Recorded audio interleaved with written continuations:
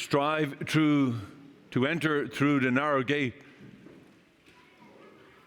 One of the greatest gifts that we have been given by God is the gift of free will. Now, it's a double-edged sword, free will, is because we have the freedom to do, and the Lord gives us this freedom. And the freedom to accept God and His way for our life, and the freedom to reject God and His way for our life. And that seems at first, well, no one would actually do that. But we'd be surprised how readily we turn away from God and His ways in our lives. Maybe not in massive ways, but small ways that accumulate to maybe greater than we sometimes think.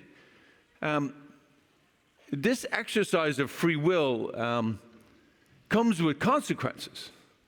In other words, that when we choose to do bad things and we harm ourselves, that's the consequences of the free will. Like we do silly things happen, and we pay the price for it. But also, on the other hand, when we choose to do the good things, and we are not only good for ourselves, but for good for everyone else, those also are consequences. Positive consequences versus negative consequences.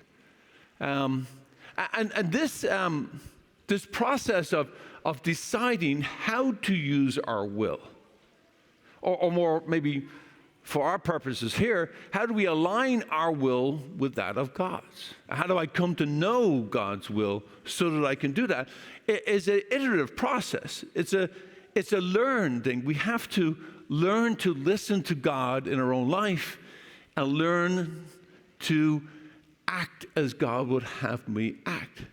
To do good versus to do evil, or to not do good. It's a learned process. And that's what the letter of the Hebrew talks about, how discipline helps us, that God the Father will discipline us so that we can come to learn.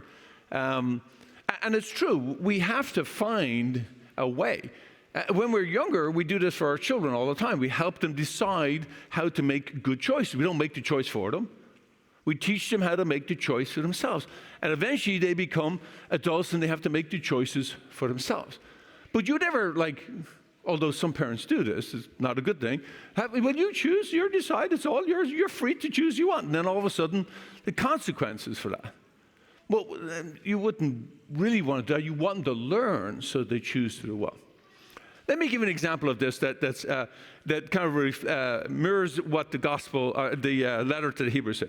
When I was in college, I came to America. It was my second year of college in 1984. I always remember the year, 1984. I came to college, and I was 19 years old. And when I was out of college, I came to America to work for the summer. It was a visa called a J1 visa, the summer visa. So I came to work in Dallas, and I worked in Dallas as a waiter at a high-class restaurant, like super high-class restaurant. And I was able to make a lot of money that summer. Now, to show you how much money, I cleared $1,000 a week for 18 weeks. That's a lot of money. Back in 1984, $18,000 was a lot of cash. And so I was proud. Now in Ireland, we finished school early. We finished in May, and we don't start till October. So I had 18 weeks off for summer. I spent it all working. So I had a wad of cash, and that's excluding all the gifts I bought. I had a wad of cash of $18,000 stuck in my pocket coming back into Ireland.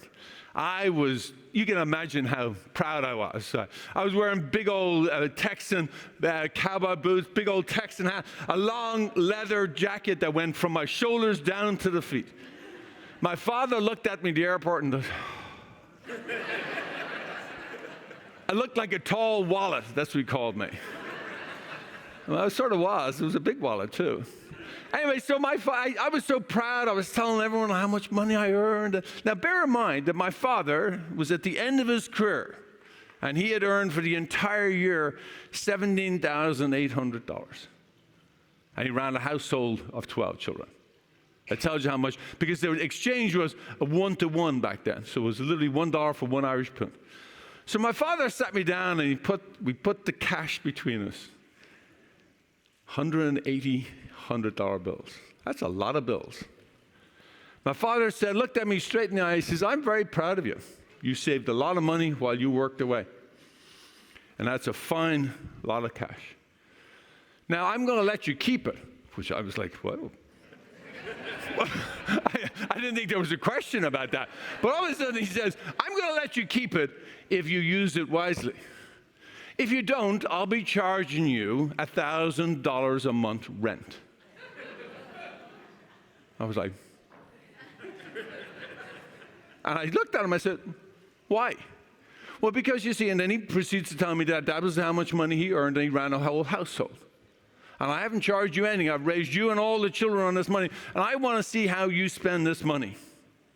Because if you spend it unwisely, I'll be taking it all from you. And if you don't spend it wisely, well, then you'll spend it for many eons to come and enjoy the fruit of your labor. It is your choice. Well, let me say that. I used to buy groceries regularly for my mom. I used to always come home with a cake on a Friday night usually when boys are out on the town. And so I learned how to be generous with that money while at the same time saving it and investing it. That lesson came from my father's discipline, like letter of Hebrews talks about today. We have to learn our lessons hard sometimes. But that has stuck with me all these years because I became wise about how to use money or how to flirt with it, how to show it off or not show it off. And I learned how silly that was and how that didn't matter. What mattered was who you became with what you had. My friends, the narrow gate that Jesus talks about is our free will. And it seems so easy to do, but because we have so many temptations to use our will for our own purpose, it's narrow because it requires strength to do the silly thing. And that's where this metaphor comes in. It requires strength to get through the narrow gate because here's the challenge with American society, and we're imbued in this. We associate freedom, free will, with freedom to do whatever the heck I want to do, and you can't say anything about it. You see, in the religious sense, in the Catholic sense, that's not freedom. That's actually unfreedom. The freedom in the religious and Catholic sense is to know the will of the God and to choose to do it. That's freedom. Now, that requires of us to listen to God and then to discern what is God having me do in this particular situation. My friends, we need to teach our children this. We need to teach ourselves this because we're not doing a very good job.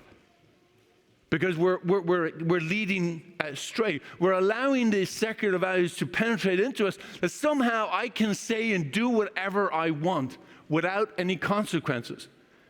Yes, we can do whatever we want. That's what God's gift is. But believe me, there are consequences.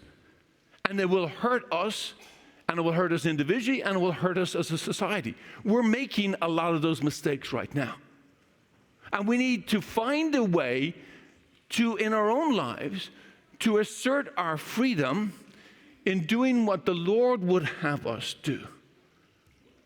And we know what the commandments are, to love the Lord with all your mind, with all your heart, with all your soul, and love your neighbor as yourself. And the neighbor was everybody. And the example that Jesus gave was, in particular, was the neighbor was the one who was most despised, a Samaritan. Right? These are the ones that he gave those as an example.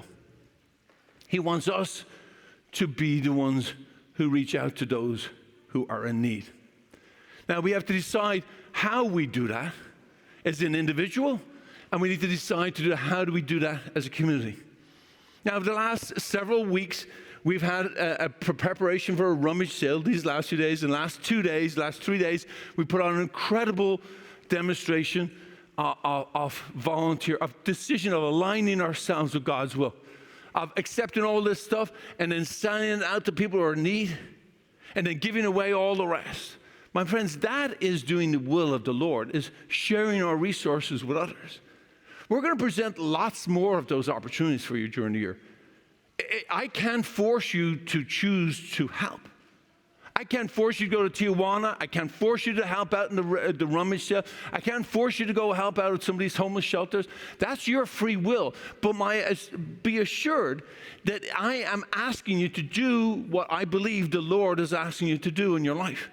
I'm presenting you with these challenges. It's up to you to choose the hard path, that narrow path. And for you who are young parents, you have a critical time in your life where you are passing on your faith to your children. And this is what it means. It's discipline. Yes, it means getting your children here, and I know that's hard. And for those who are at home who haven't done it, try harder to get them on down here. It's hard, I get that. But this is the discipline that lasts a lifetime. It forms these children's young minds to do what needs to be done, to choose the Lord's will in our lives. The Lord didn't mince his words today, and neither am I. We need to do the will of the Lord. We need to listen to what the Lord is asking us, and then try our hardest to do it. And then we keep coming back to the table every week because we all know we don't succeed every week. And that's okay. Try, keep coming back for strength. Try. That's the cycle. We keep on together, we will be better at it. So today, let's listen to the Lord and choose to do the will of the Lord. That is the narrow gate.